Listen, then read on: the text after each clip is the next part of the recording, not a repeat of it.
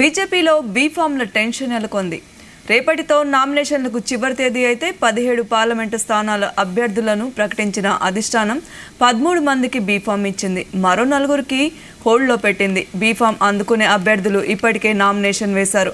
ఇక మిగిలిన 4 హైదరాబాద్ మాధవీలత, పెద్దపల్లి గోమాస శ్రీనివాస్, నల్గొండ సైదిరెడ్డి, మహబూబాబాద్ సీతాం నాయక్ అభ్యర్థులను ప్రకటించినప్పటికీ ఇంకా వారికి బీఫామ్ అందివ్వలేదు. దాంతో వారి అభ్యర్థిత్వంపై కన్ఫ్యూజన్ నెలకొంది.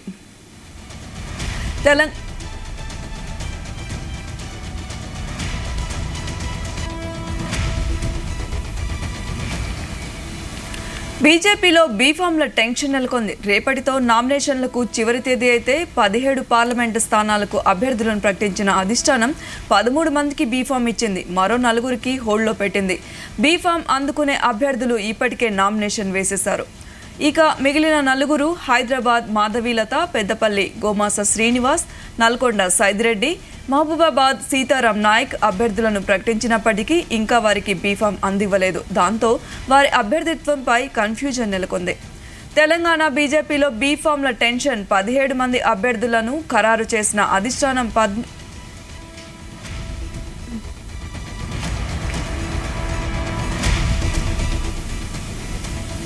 మరిన్ని వివరాలు మా ప్రతినిధి శ్రీచరణ్ అందిస్తారు. శ్రీచరణ్. సౌమ్య, మొత్తం 17 పార్లమెంట్ నియోజకవర్గాల్లో బీజేపీ పార్టీ సౌమ్య ఇప్పటికే 17 పార్లమెంట్ నియోజకవర్గాలకు సంబంధించి బీజేపీ పార్టీ అభ్యర్థులందరినీ ప్రకటించినప్పటికీ 4 కాన్స్టిట్యున్సీలకు సంబంధించిన అభ్యర్థులకి ఇంతవరకు కూడా బీఫామ్ ఇవ్వలేదు. దానిలో ప్రధానంగా చెప్పుకోవాల్సింది మనము హైదరాబాద్ బీజేపీ పార్లమెంట్ అభ్యర్థి మాధవీలతకి ఇప్పటి వరకు కూడా ఆమెకి ఇంకా బీఫామ్ అనేది పార్టీ ఇవ్వలేదు. కానీ ఈరోజు ఆమె ర్యాలీ కూడా నిర్వహించబోతున్నారు. ఓల్డ్ సిటీ భాగ్యలక్ష్మి దేవాలయం టెంపుల్ నుంచి అలాగే నాంపల్లి గుల్జర్ హౌస్ వరకు కూడా ఆమె ర్యాలీ నిర్వహించనున్నారు. కేంద్ర మంత్రి అనురాగ్ సింగ్ ఠాకూర్ ఆధ్వర్యంలో. అయితే ఆమెతో పాటు మహబూబాబాద్ సీతారాం నాయక్ కూడా ఇంతవరకు కూడా బీఫామ్ ఇవ్వలే పార్టీ. అలాగే పెద్దపల్లి గోమాస శ్రీనివాస్కి కూడా ఇంతవరకు పార్టీ బీఫామ్ ఇవ్వలేదు. ఇప్పుడు సర్వత్రా కూడా ఇది చర్చనీయాంశంగా మారింది. అలాగే నల్గొండ సైదిరెడ్డి బీజేపీ అభ్యర్థికి కూడా ఇంతవరకు కూడా పార్టీ బీఫామ్ ఇవ్వకపోవడం కూడా ఇప్పుడు నామినేషన్కి రేపటి వరకే గడువు ఉంది. రేపటిలోగా నామినేషన్లన్నీ దాఖలు చేయాల్సిన నేపథ్యంలో బీజేపీ పార్టీ 4కి ఇంకా బీఫామ్ ఇవ్వకపోవడం కూడా ఇప్పుడు చర్చనీయాంశంగా మారింది. మహబూబాబాద్ సీతారాం నాయక్ గురించి మాట్లాడుకుంటే ఆయనే నెల రోజుల కిందట కేంద్ర మంత్రి కిషన్ రెడ్డి వరంగల్ పర్యటన వెళ్ళినప్పుడు అక్కడ అకస్మాత్తుగా ఆయనే స్వయంగా సీతారాం నాయక్ ఇంటికి వెళ్ళడము, అనంతరం కూడా ఆయన పార్టీలోకి వస్తానని చెప్పడము, కిషన్ రెడ్డి గారు కూడా ఆయనని పార్టీలో ఆహ్వానించి ఆయన జాయిన్ అయిపోవడము, ఆయనకు మహబూబాబాద్ టికెట్ ఖరారవ్వడము, అనంతరం కూడా ఆయన ప్రెస్ మీట్ పెట్టి నేను బీజేపీలో జాయిన్ అవుతున్నాను, బీఆర్ఎస్లో నేను ఎంత సేవ చేసినా కూడా నాకు గుర్తింపు లేదు, అక్కడ కేసీఆర్ ఎప్పుడు కూడా నాకు ఇంపార్టెన్స్ ఇచ్చేవాడు కాదు, కానీ నేను బీఆర్ఎస్కి పట్ల చాలా అంకిత భావంగా ఉద్యమ సమయంలో కూడా చాలా అంకిత భావంతో పనిచేసినా కూడా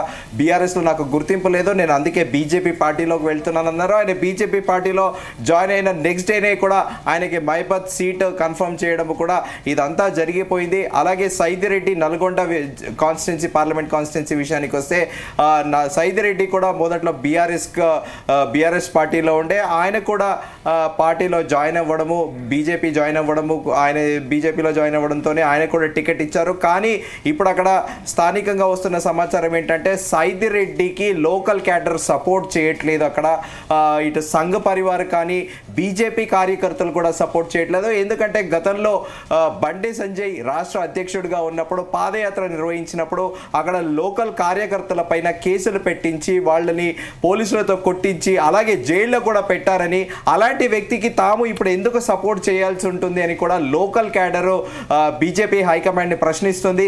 ఇప్పుడు సైదిరెడ్డికి కూడా ఇంతవరకు బీఫామ్ ఇవ్వలేదు. అలాగే పెద్దపల్లి పార్లమెంట్ అభ్యర్థి గోమాస శ్రీనివాస్ విషయానికి వస్తే పార్టీ ఢిల్లీకి ఎప్పుడు కూడా ఢిల్లీ నుండి ఒక షాడో టీం ఇక్కడ పనిచేస్తూ ఉంది.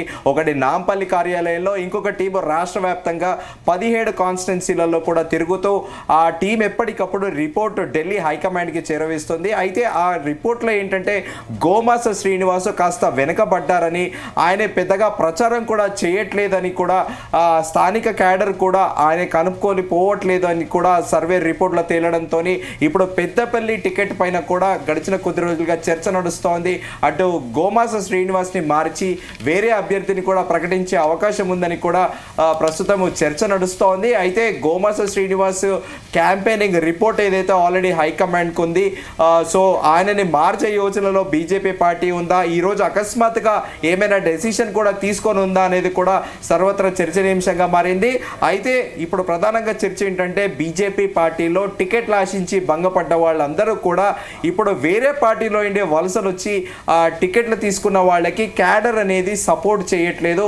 ముఖ్యంగా క్యాడర్ అందరూ కూడా నిరాశతో ఉన్నారు, తీవ్ర ఆగ్రహంతో కూడా ఉన్నారు. సదరు క్యాండిడేట్లు ఎవరైతే ఉన్నారో వాళ్ళకి బీజేపీ ఐడియాలజీ అంటే తెలియదు, బీజేపీ సిద్ధాంతం గురించి కనీసం అవగాహన లేని వాళ్ళకి టికెట్లు ఇచ్చారనేది కూడా టికెట్ ఆశించి భంగపడ్డ వాళ్ళు ఆఫ్ ద రికార్డు మాట్లాడుతున్నారు వాళ్ళు. ఈ నేపథ్యంలో ఇప్పుడు రేపు నామినేషన్ లాస్ట్ డేట్ ఉంది. ఈ టైంలో ఇంకా కూడా బీ ఫార్మ్స్ పార్టీ ఇవ్వకపోవడం కూడా ఇటు క్యాండిడేట్ లో తీవ్ర కలవరం రేపుతోంది. నామినేషన్ కి ఒక రోజు మాత్రమే టైం ఉంది కదా, మరి ఎలా ఉంటుంది, ఎప్పుడు ఇచ్చే అవకాశం ఉందంటారు? అదే ఇప్పుడు మనము ముందుగా అనుకున్నట్టు ఇప్పుడు హైదరాబాద్ బీజేపీ పార్లమెంట్ అభ్యర్థి మాధవీలత ఈరోజు మరి కాసేపట్లో ర్యాలీ కూడా ప్రారంభం కాబోతుంది. ఆమెకి ఇప్పటి వరకు కూడా ఆమె నామినేషన్ పత్రాలు అంతా సిద్ధం చేసుకున్నారు.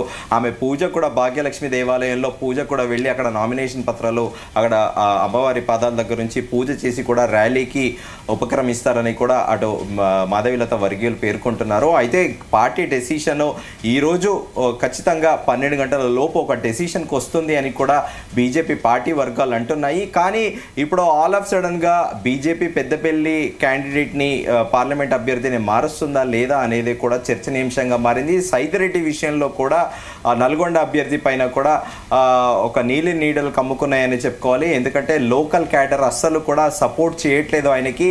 ఆయన బీజేపీ ఇన్నర్ రిపోర్ట్ సర్వే కూడా చెబుతోంది అక్కడ బీజేపీ పార్టీ ప్రచారంలో వెనుకబడి ఉంది అని.